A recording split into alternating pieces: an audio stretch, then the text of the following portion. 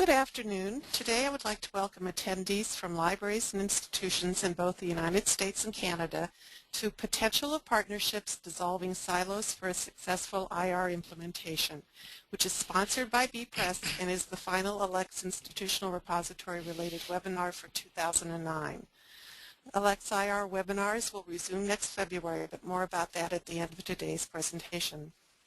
My name is Cindy Hepfer. My co-planner, Pamela Blue, and I are delighted to have Marilyn Billings present today on the topic of IR partnerships. Marilyn is the Scholarly Communication and Special Initiatives Librarian at the University of Massachusetts at Amherst. She provides campus-wide leadership and education in alternative scholarly communication strategies and is often an invited speaker at faculty department colloquia.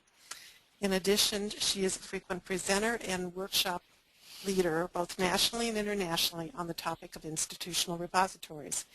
Marilyn has indicated that she plans to pack a great deal into the coming hour, so without further ado, I will turn control of the webinar over to Marilyn. Well, thank you very much, and hopefully you can all see my screen now. I'll go to the beginning of my slideshow. Thank you all for coming, and I want to start with just a little bit of introduction, and you see the topics that we'll be covering today. We'll be setting the stage and building some strategies for librarians' roles in the academy, and then going on and talking further about building our partnerships. I'd prefer if you could hold all your questions till the end of the webinar, since, as Cindy mentioned, I do have quite a bit to cover. Thank you. By way of introduction to the university, UMass Amherst is the flagship campus of the University of Massachusetts system. It sits on nearly 1,450 acres in the scenic Pioneer Valley of western Massachusetts, which is about 90 miles west of Boston and 175 miles north of New York City. The land-grant role will become evident a little bit later in the webinar. The UMass Amherst Libraries is a system consisting of the W.E.B. Du Bois Library, the Integrated Science and Engineering Library, the Image Collection Library, and the Music Reserve Lab. In the 21st century, the university libraries have become known on campus for reinventing our services. Recent initiatives include the Learning Commons that we opened in the fall of 2005 and the Teaching Commons that had a soft launch just this fall. The start of our Scholarly Communications office in 2006 with our digital repository ScholarWorks is what we'll be focusing on here today. The traditional roles of the library in the academic enterprise are important to keep in mind as we explore new opportunities, models, and partnerships in today's webinar. I've highlighted some of them here on this page. If we think of these traditional roles in terms of partnerships, librarians partner with faculty in research and teaching in many of the following ways: bibliographic instruction, information literacy, building library resources in either print or electronic form, creating subject guides as a gateway for our resources and information. Librarians also provide research expertise by guiding students and researchers to more effective resources, thus enabling them to perform their research more efficiently. One of the things I'd like to point out here is that at UMass Amherst, librarians are members of the faculty union and have representation on all faculty senate, which is our faculty governance committees and councils. These are very important connections and venues for partnership development, as will become apparent later on.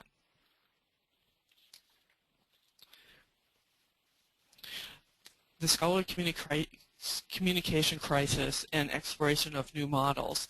A major driving force behind the development of institutional repositories has been the dramatic shift in scholarly communication, especially since the early 90s. This shift was caused primarily by two factors that we're all familiar with by now: the increasing volume of information in digital form and spiraling publishing costs. Traditional print publications are being augmented by, in many cases replaced by, materials born digital. The spiraling costs of journals have necessitated major cuts in journal subscriptions, resulting in fewer journal purchases and reduced access to information. Clearly, the changing economics of scholarly publishing are proving to be much too costly to sustain in the long run. New scholarly communication models include the institutional, or I prefer, digital repositories and open access journals. By now we're familiar with many of the issues that we've had to address when creating these new models, such as what we collect, how we address the needs of researchers, and how we preserve and make accessible this body of material. Let's note here the parallels with more traditional roles of libraries in the academy. This evolution of scholarly communication has created a truly new environment for scholarly research, providing new opportunities for faculty and librarians alike, but also requiring broad campus conversations. So let's review quickly the opportunities that these new models present for our faculty. In the proactive response to scholarly communication and open access issues, providing wide dissemination of their intellectual output. It's a showcase for scholars and the institution. There's an easy way for faculty and researchers to repurpose their materials in other ways, and provides long-term preservation and persistent URLs. Faculty need to be encouraged to examine their own roles in the current publishing system, roles that they take such as author, editor, or peer reviewer. They often don't realize the negotiating power they bring to the table in these respective roles. For managing copyright and retaining their author rights. Past experience that I've had indicates the faculty aren't familiar with how to manage their copyrights and retain their author rights. In their need to get published for promotion and tenure, they tend to sign current publisher agreements without reading them thoroughly. Many librarians have been developing expertise in the use of Creative Commons licenses and scholarly copyright addenda. We also have experience with open access journals. They need guidance in discovering the journals and publishers with access-friendly policies. So another service that librarians can provide is to determine open access journals in the research areas of their faculty through doaj.org and investigate current publisher policies using available tools, such as the Sherpa Romeo website and publisher websites. Many faculty are performing roles as members of editorial boards, journal editors, and the peer reviewers at no cost to existing models. We also need to talk with them about funding sources. They can be encouraged to prefer open access granting agencies when they seek funding. And we also need to work with them on how to self-archive in institutional or digital repositories. Some of the subject repositories that are available also include archive.org and repec.org in the States. However, there are many real and perceived challenges for faculty. What value is there for them in publishing in open access journals? What's the impact on tenure and promotion? What potential problems are apparent with an author pays financial model? And they get very confused about copyright issues and other things, as I've mentioned. What can a faculty member do to preserve the right to post a previously published work to an open access journal? So the libraries can take a leadership role. As you see in this quote, Sue Young Rhee, in her Census of Institutional Repositories in the U.S., says, in general, librarians lead the IR effort in all stages of IR development. What could this mean for us? Libraries have a role as stewards of scholarship, our collection development expertise, our liaison role with faculty, and we provide expertise on metadata, and we're committed to long-term preservation. We can also look at the complementarities of repository and licensed digital materials. By reviewing the roles that librarians can play as leaders in IR development, scholars, writings, archivists managing repository, acquisitions experts doing purchasing, authorities on publishing, advising faculty, reference librarians answering research questions, and advocates of open access, we can see how we can play an important role. It's both gratifying and sobering to imagine the impact our profession can have in the next few years as new models of publishing evolve.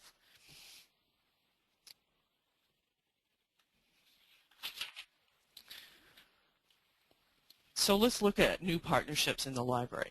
Traditional boundaries and roles are coming down as we start developing IRs. New roles cut across traditional public and technical service silos.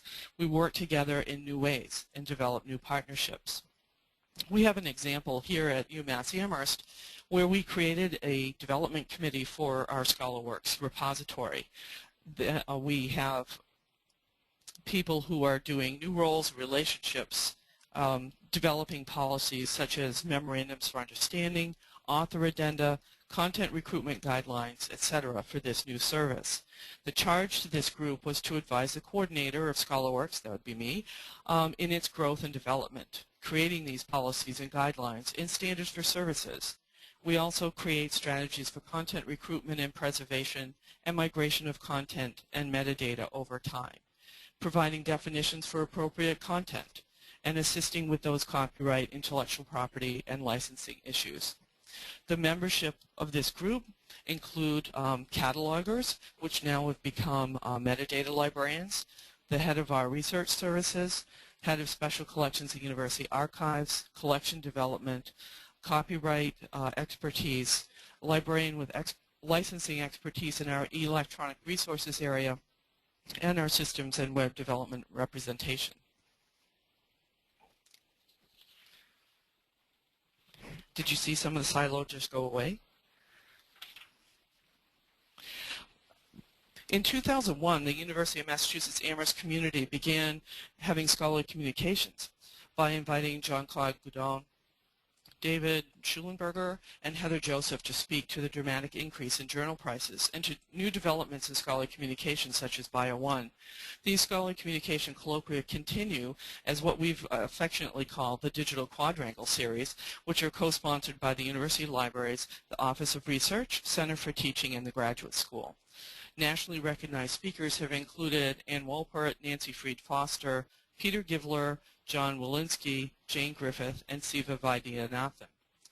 The development of ScholarWorks, the UMass Amherst digital repository being used as today's case study, has been strongly supported by the Office of the Provost, the Graduate School, and the Office of Research from its beginnings back in 2006. Exemplified by their monetary support is our newly created digital repository resident librarian position, and each of those units supports 1/4 of that entry-level librarian's salary. That was kind of a very interesting new development for us here at UMass Amherst. And we're not even sure of all of the indirect benefits that we see coming from these kind of collaborations. Some of them include seeing the faculty actually walk the walk and talk the talk about open access, author rights, etc. that we discussed earlier. And these are very powerful messages when these things come from the faculty themselves. They end up being speakers in some of those scholarly communication colloquia events that I just mentioned. So let's take a look. And did you notice some more of the silo disappearing? Here's the homepage of ScholarWorks, which is a digital commons repository. Just take note here of the various communities that we have and the types of subject areas that are represented. We have features such as RSS feeds from the content, at a glance of the top 10 downloads, papers of the day, and other types of links out to other resources. We'll be talking about more features soon here. This academic department page shows examples of several different partnerships that have already been mentioned. The most obvious one is our work with the Graduate School, various master's theses and dissertations collections. By the way, if you take a look down on the lower right-hand corner, you'll see a picture of John Mullen, who is the Dean of our Graduate School and also a faculty member in the LARP department. Less obvious to this page are two other partnerships. One is with the academic department itself, which handles the graduate research and creative activity plus the master's projects, neither of which collections go through the graduate school itself. The other partnership is with our bibliographic access and metadata team, formerly members known as the catalog department, which has created the virtual masters and dissertations collections from our master ETD file that we receive. And they have also supplied the large subject categories for all of these collections. Let me add that without this team's involvement, we wouldn't have these virtual communities that academic departments can collect onto their academic department websites. This is a key selling point. I've had several people who are graduate program directors come to me and say how wonderful it is for us to have gathered all of their graduate research together so that they can then just port it over into their web page. They've been trying to figure out how to do this for years. Here's another example of working with academic departments and researchers. We're capturing various types of scholarly materials created by research centers and institutes.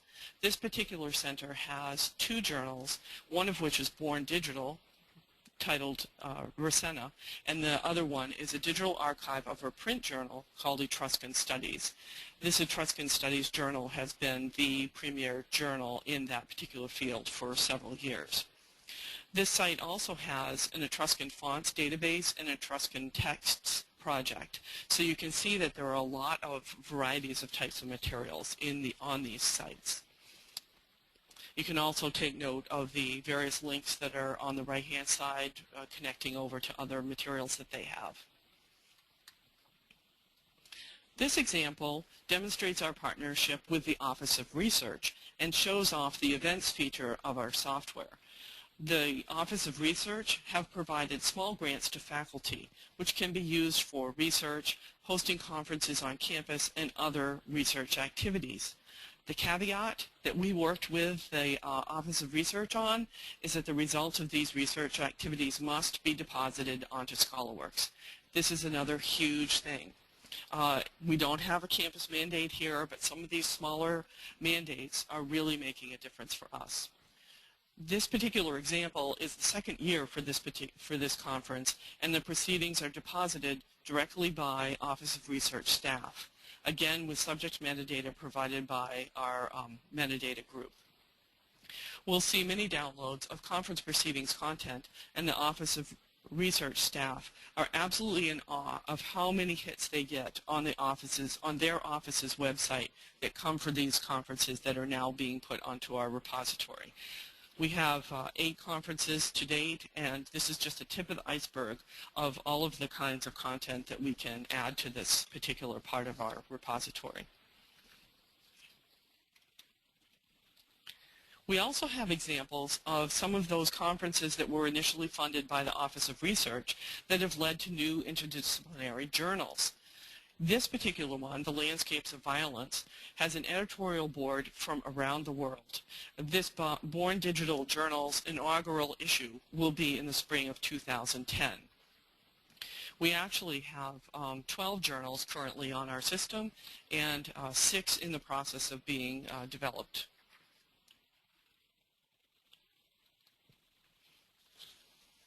While we're focused on publishing initiatives coming out of the Office of Research, let's take a look at our partnership with the University Press, which reports directly to the Office of Research.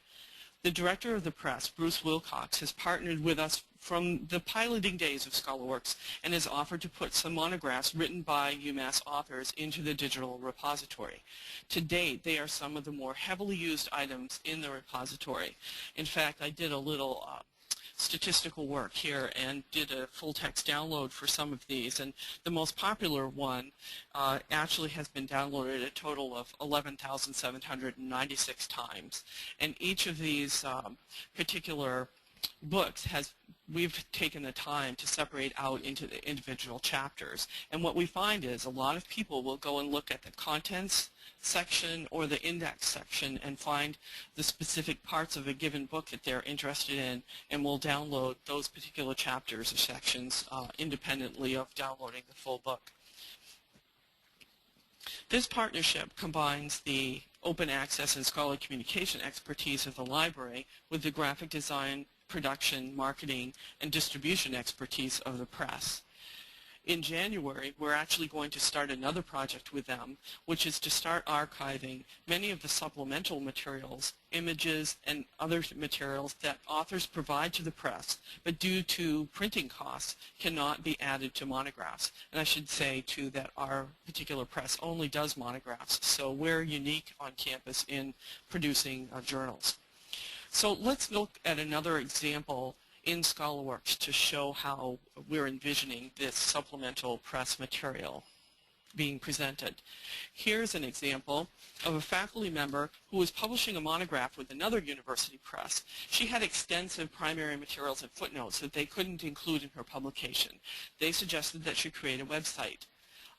She didn't want to do that. She remembered the presentation about ScholarWorks at her faculty department meeting and put this, approached me, and we've put this material into the institutional repository. Also, while on the topic of partnerships between libraries and the university presses, I wanted to recommend two resources that you'll see listed in the bibliography at the end of this presentation. The first is Ram Crow's Campus-Based Publishing Partnerships, a Guide to Critical Issues, that was published by Spark earlier this year. This guide really focuses on library press collaboration with sections that outline general benefits and also those specifically for presses or for libraries. In addition, it has one chapter entitled Practical Partnership Issues that can be useful for other partnership opportunities as well as the library press collaboration. The other resource that I want to mention is Spark's new Campus-Based Publishing Resource Center. And before I leave this screen, I do want to just show that on the right-hand side, you will see that there is a link over to her book published at the other press, and they also gave us the image of the cover so that there's connections back and forth between that other press's site and this supplemental material site, which I think is very helpful for users of the systems. So we're going to shift gears a little bit because I want to speak about the librarians here at UMass Amherst and the university's faculty senate role in digital scholarship. This has become a really important venue for enhancing our partnership initiatives. First of all, the Director of Libraries has given presentations to both the Faculty Senate and the Dean's Council regarding the status of library budget and the dramatic increases in acquisition costs and possible visions for the future of the library. These have been really important for setting the stage. Then in February of 2006, the Faculty Senate itself held what we call a Committee of the Whole session entitled Research and Publication in the Digital Age. And the Director of Libraries, Jay Schaefer, Bruce Wilcox, the Director of our press, and a faculty member who was representing that Research Library Council you see on the screen, spoke at length about multiple facets of changes in scholarly communication. Then in May of 2006, the Faculty Senate passed a resolution in support of us starting up a digital repository. This was really important because it put that whole topic front and center with the faculty on the campus. A year later, in May of 2007, the Faculty Senate passed a resolution that was their next step to encourage faculty and others to address the changing landscape of scholarly communication. And that motion reads that the Research Library Council encourage faculty, librarians, staff, and administrators to be supportive of new and innovative models of scholarly communication and utilize these options whenever possible. Not quite a mandate, but at least a recommendation, and gets us started. The following year, we created this ad hoc committee to study the impact and implications of digital scholarship.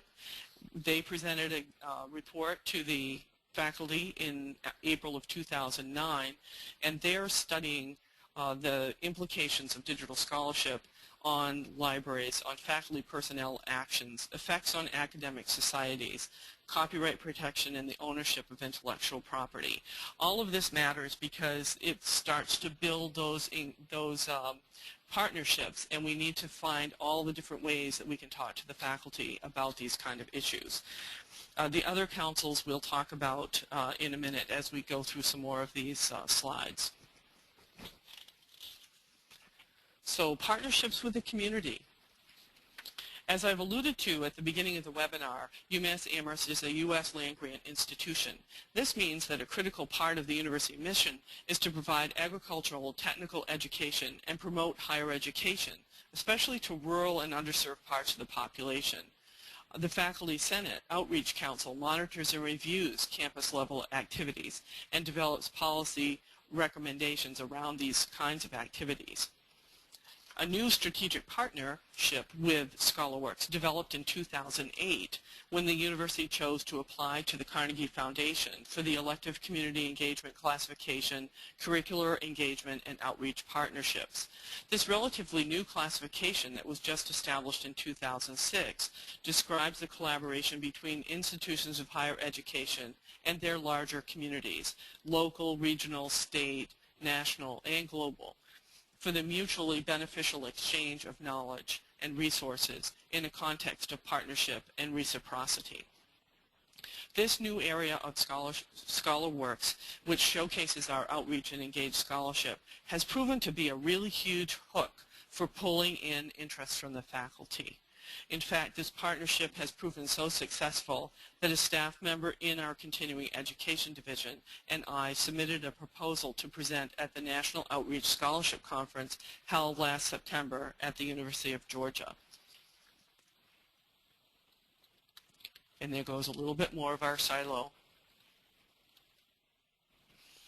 So here's what the community engagement section of ScholarWorks looks like.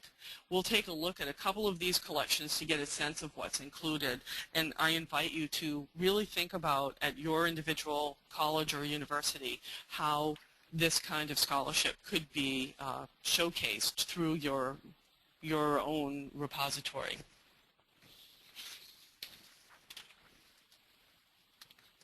One colorful example is the Cranberry Station, which is located at the eastern end of Massachusetts, just before you go on to Cape Cod. We've been developing guidelines for the types of content to be put into these collections, and you'll see that we grab information on community collaborators and partners, using the links to their websites if that's appropriate, or other types of information. This is important to capture at the institutional level to support the public university land-grant mission. We are also separating out the types of collections you'll see on the bottom there by research, creative, or professional activity, by teaching activity, and outreach and public service, which are the three prongs of our faculty annual review process. You'll also note in this particular example that we have an image gallery, and that includes a lot of the actual photos, I guess I would say, of people planting cranberry plants and doing other kinds of pruning activities and other things that can be used by the cranberry growers. And at the very bottom you may see the conference proceedings. This is just another example from the Cranberry Station that shows you particular content and shows some of the additional functionality that we have in this system, especially the geolocator feature that you can just barely see there at the bottom of the screen. The Cranberry Station folks, by the way, are the ones who are putting the material into the system by themselves. We're working on a self-serving model here as much as possible.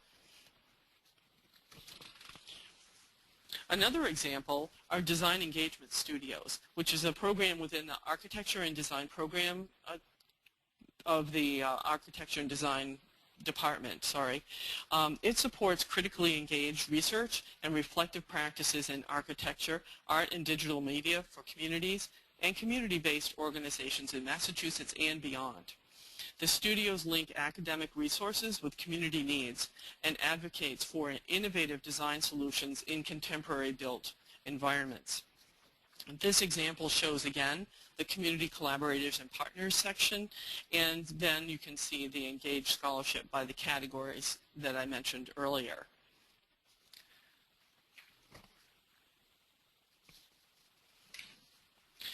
In this example of the Design Engagement Studios, you can see a number of supplemental files that accompany the main report, including a movie where you can virtually walk through the newly designed historic Skinner building. I would have loved to have shown you that today, but it takes a little while to download and share, so I invite you to take a look at some later time. This was quite a hit at that national conference that I mentioned a few minutes ago. In fact, I saw nodding heads throughout the room of provosts and continuing education staff. So I took the opportunity right then and there to recommend to them that they start engaging in conversations with their librarians when they return to their respective campuses. my conclusion at the end of presenting at this particular conference was that for us to present outside of our library sphere can be a really good thing, and we can provide solutions for their problems, perhaps things we hadn't even been thinking about with some of the services that we're providing.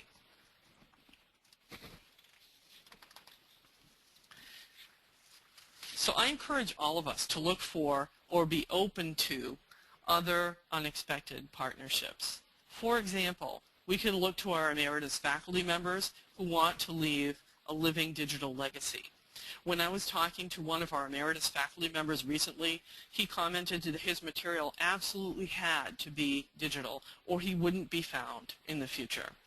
He was giving his print materials to our special collections area, but he was also expecting most folks to find his work through ScholarWorks.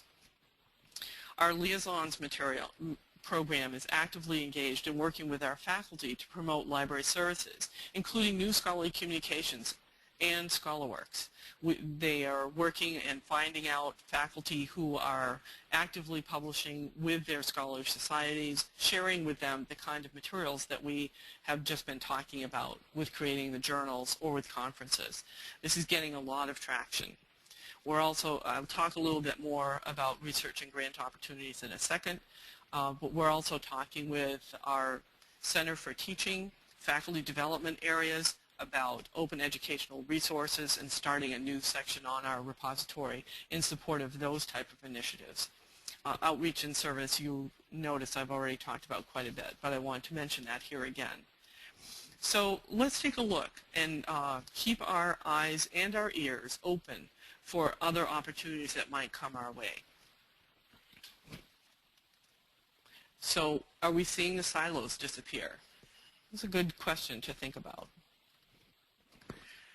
I did want to give you this one example. Here's one of our emeritus faculty, and just tell you that as a result of his work with ScholarWorks, he was one of our early adopter faculty members, and he went about creating his own selected works page after a little bit of training, and he archiving his scholarly career. He called me one day. He was and told me that he had been found via Google by an organization over in Copenhagen, Denmark, and he was asked to speak at an international conference there as a result of his participation on ScholarWorks. He's also been trying some innovative new techniques, trying open peer review, putting his materials out here on selected works, sending to his email distribution list, which is provided by the software, and incorporating comments that he receives back into revisions. So he's kind of doing living scholarship as he's going along. And I am so thrilled to have people like this as part of our repository because it's pushing the limits of what we're thinking of for scholarly publishing into the future. Here's another example that I want to talk about for a little bit. Essence, which is the Ethics in Science and Engineering National Clearinghouse, is an NSF-funded grant project that's addressing the America Competes Act. This is a partnership between a faculty member in our political science department, who's the principal investigator of this NSF grant, and I'm actually the co-PI.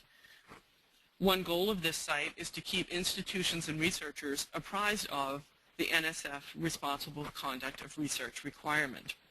The librarian who was hired from this grant, Jessica Adamick, is collecting multidisciplinary content such as case studies, presentations, online tutorials, and so forth to provide education on RCR, or responsible conduct of research. Locally, the university is looking to Essence to provide content for both undergraduate and graduate courses that include an ethics component. This topic is currently being studied by both the graduate and the research councils of the Faculty Senate. This is an example of the types of opportunities that we can be alert to. In fact, I never would have thought that I would have been a co-PI on an NSF grant were it not for some of the engaging work that our librarians are doing with the Faculty Senate and some of these other partners that I've been talking about. Another example is recently I was approached by a faculty member in the anthropology department who was submitting an NSF grant and needed to provide a section describing how the results of this research would be broadly disseminated and have significant impact. The library enthusiastically provided a letter of support which indicated that ScholarWorks could be the venue for disseminating both faculty and student research results, as well as providing the support for the creation of a new interdisciplinary journal. We also have a third example of a faculty member over in biochemistry who was communicating with NSF about a potential grant opportunity, and the response that the faculty member received was that the library had the cyber infrastructure that she would need to provide the underpinnings for disseminating her research. So I'm curious to see how this goes forward in the future, giving us other partnership opportunities. So here are some questions for all of you. Just curious what people are thinking about the value proposition is for the future of libraries. For the delivering of repository service. Where do we see our role in all of this, given all of the things that I've been talking about? Integrating emerging services and content. We have diverse collections around the university. I'm discovering more of them, especially as I work with the Outreach Council and some of the engaged partnership activities that we have going on at this campus. Negotiating rights environments, Creative Commons licenses, and open access mandates. And what are the roles for libraries, and can we see ourselves actively engaged in this kind of conversation on campus? Providing publishing services, not only the traditional types of services, journals, and conference proceedings, but what other kinds of services might we be providing in the future, and how active a role are we anticipating providing here? And building new partnerships. What are some other strategies that we can use, and how can we leverage this opportunity that we're finding to make ourselves really central to the future of the university environment? These are all some things that we're considering here, and I'm very interested to see what some of the questions and comments might be. Maybe now we could start submitting questions about this kind of, and comments about these kind of questions. So here's the promised selected bibliography. It really is selected. There are a lot of materials out there. Many of the sites that I've given here send you to lots of other information that is really useful to have on hand. I'm sure many of you are aware of the ACRL Scholarly Communication Toolkit that's here on this page. And at the bottom here is Ram Crow's article that I was mentioning earlier. And here are some other materials to take a look at, and Sue Ree's work that she's been doing over at University of Michigan. And at the very bottom there, the SPARC Campus-Based Publishing Resource Center. And here's my contact information for anybody who might want to be in touch.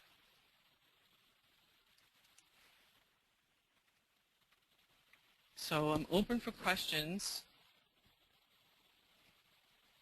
I'd like to start a conversation about some of these topics.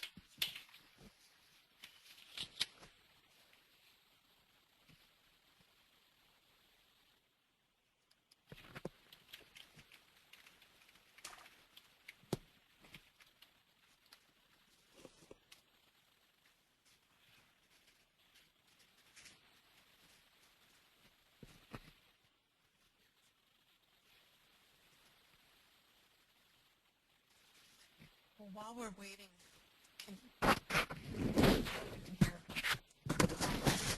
while we're waiting okay, for some I have a question for about how much of the submission work do we do ourselves and how much do we allow others to do. So what we try to do is do the self-submission model, as I mentioned earlier. We do some training for the individual folks that are at the various Cranberry Station and other kinds of places, give them information about copyright, that kind of thing, and have them have them do the submissions themselves. And we'll work with them for quite a bit of time on this. And, if they're stuck, or if they have a lot of content, we've recently hired some students, and they've been very helpful in getting some of the materials onto the repository just to give some people some leg up. So another question is, what software are we using for our IR? We're using a digital commons software. And how do we handle copyright? And do they check that the faculty has copyright permissions? As we start up each one of these communities, we have discussions with the people who are responsible for it, talk to them about copyright and fair use, and also Creative Commons, how to get their rights back for the materials that they've already submitted to publishers, and then we continue talking with them through over a period of time. Lots of them come back with questions, as you can imagine, but there is a click-through agreement that they sign saying that they own the copyright. So we do check in with them periodically to make sure things are going well in that arena. I don't know if that really answered the question.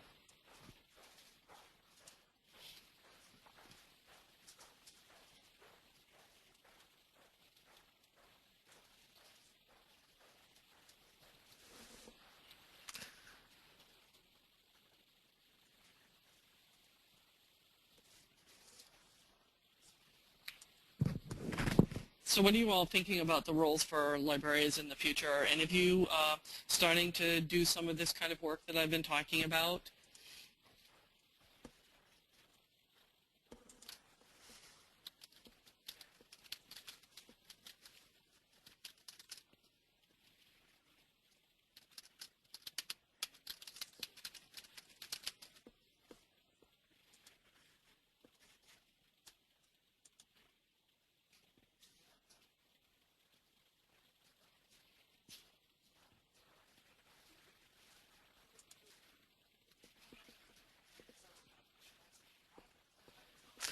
Okay, Marilyn, I'm seeing some more questions for you there.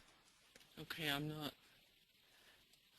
Okay, let me read them to you. First one is, how do you reclaim content you've already published?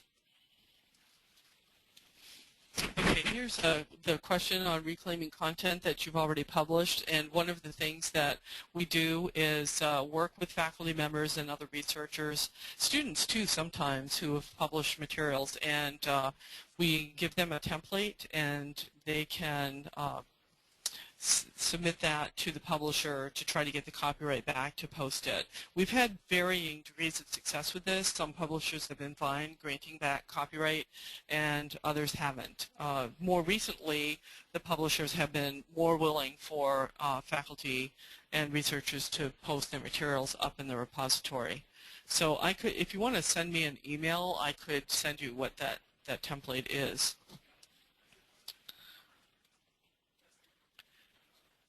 Let's see.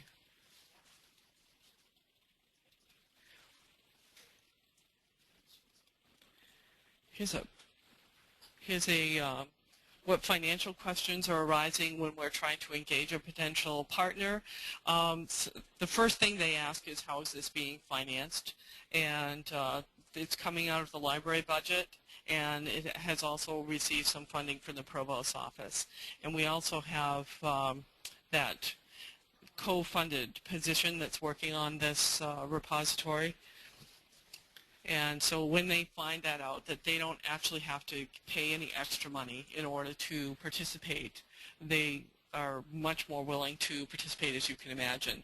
And one of the things that I try to explain to them is that they can put materials in here, and if they have a website, they can either stop having the website, or they can use the website for newsy type items and put their scholarly materials into ScholarWorks and put links from their website over to ScholarWorks.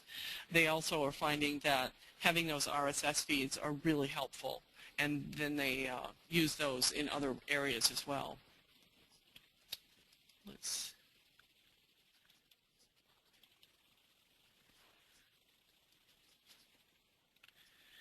I have another question here. Does the broad nature of the coverage impact the profile or the scholarly nature of the repository?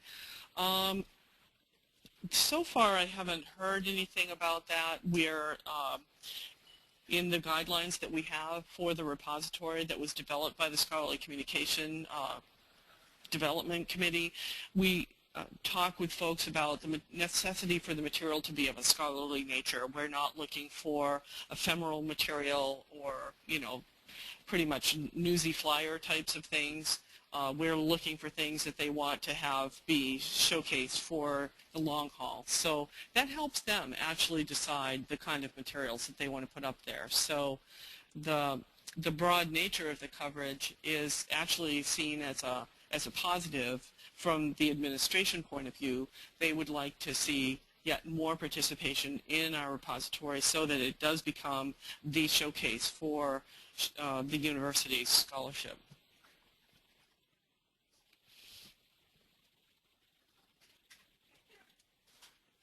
The operating costs for the IR, we have a license that we pay to B-Press annually, and then we have myself, part of my salary and part of the salary of this other person working on the IR, so that's some salary dollars. We don't have cost per submission. We haven't figured that out. So, sorry, I can't really help with that particular one.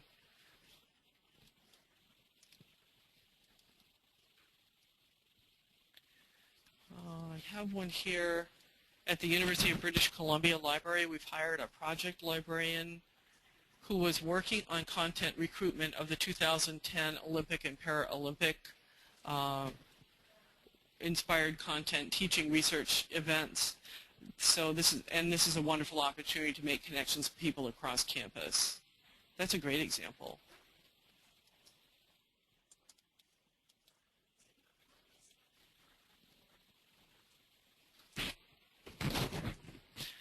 Can I send out the click-through license that you have for faculty for copyright? I'll check with the organizers and see how I can go about doing that. Same for the template for contacting publishers. I'm sure they have a list of all the people who have registered, and I can just give that to them and they can forward that out. Do you rely on your contributors to supply keywords, or do you use catalogers? So the keywords, they can contribute. What we do from the catalogers' perspective is the subject categories, and the keywords they use for more specialized content areas that they would want to put in.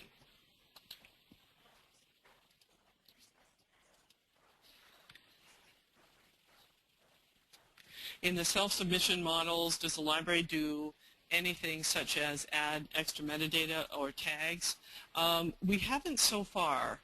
What we do when we have those initial conversations with the people who are responsible for those given areas is have pretty detailed conversations about the subject terms and categories, and they then go in and select the particular subject terms that would be appropriate for each one of the materials that they deposit. And then, as I mentioned before, they can add keywords that might be more specialized wording for the terms that they want to have in there. And of course it's full text searchable, so that's always an option. Can I tell you more about the outreach panel? I'm not sure what that question is. If you could come back and tell me a little bit more about what you mean.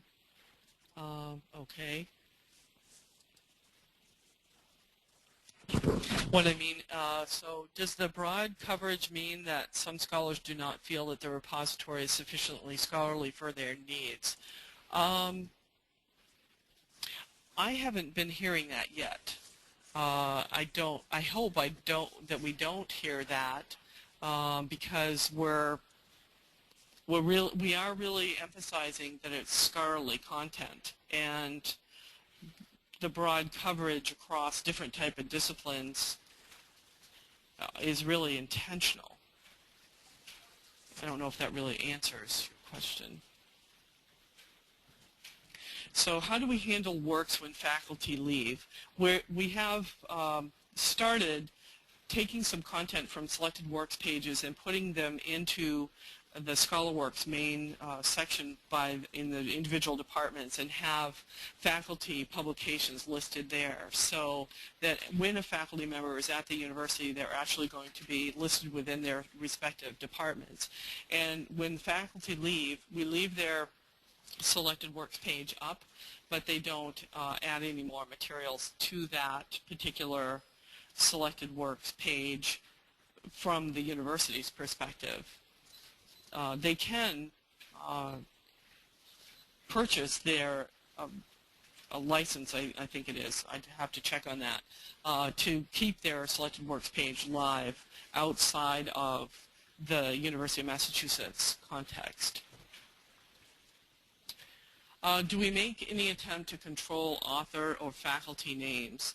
We haven't been doing that to date, and should have a conversation about that. That's a good point.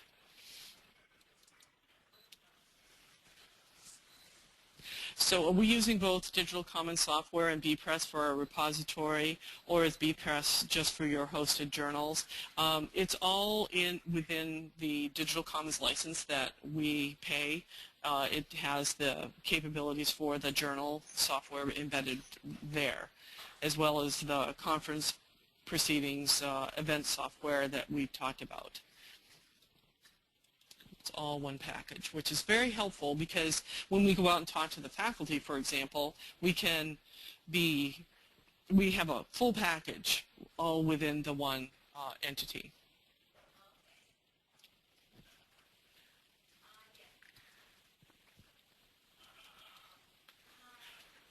So getting back to the outreach group, we have a Faculty Senate Outreach Council that is really active in working on the activities that the university is engaged in this community engagement enterprise. And that group is actually gearing up to work collaboratively with the ScholarWorks Digital's repository to provide, if you will, almost like a peer review mechanism for the materials that go in, which may help address some of the earlier questions, and then also be providing priority to the people who are going into ScholarWorks, because we have like about 70 projects that we'd like to get started on, and so they can be the faculty group that says, you know, the priorities from the university perspective are these particular projects. So they're advisory in that community engagement section that I was talking about.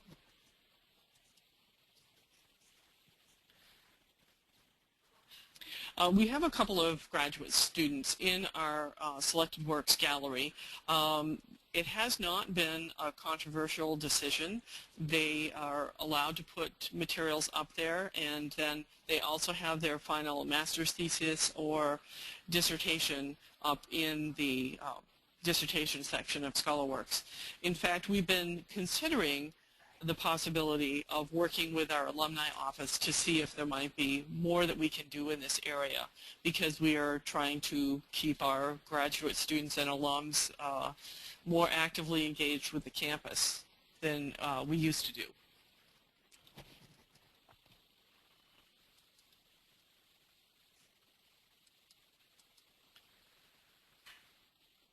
Oh, how many self-deposits are done per month? I don't have those exact statistics, and it's changing over time. I'd have to get back to people with statistics.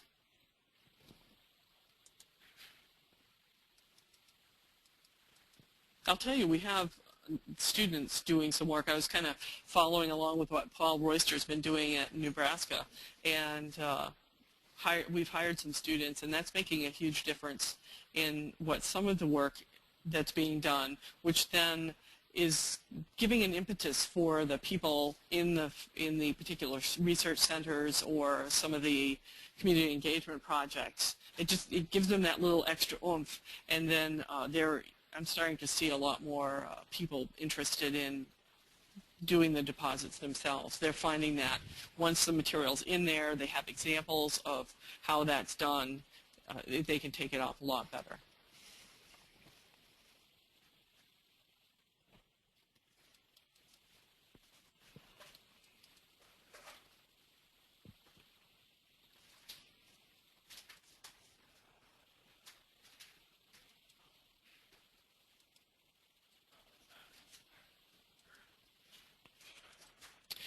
What vocabularies do we use for subjects? We're using Library of Congress subject headings primarily, but we also will take a look at some thesauri that are in particular subject areas. For example, the art and architecture thesaurus or some other standard vocabularies that are in various fields.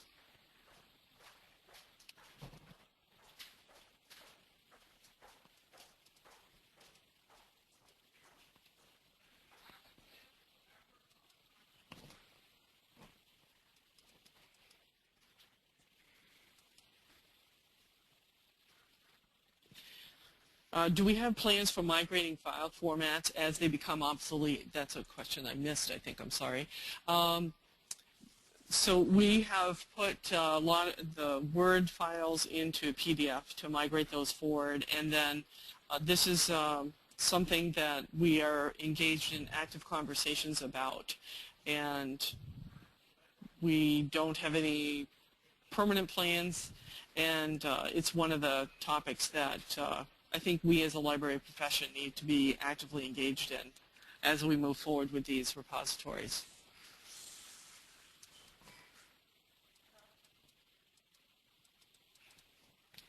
How many items are in your repository? I would have to go, I didn't bring that with me.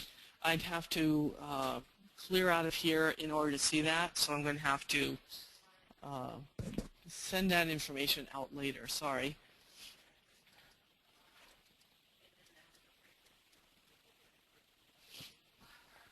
When I was talking about the teaching and learning aspect, I was talking about, we have one example already of a faculty member who's put a textbook onto our ScholarWorks section.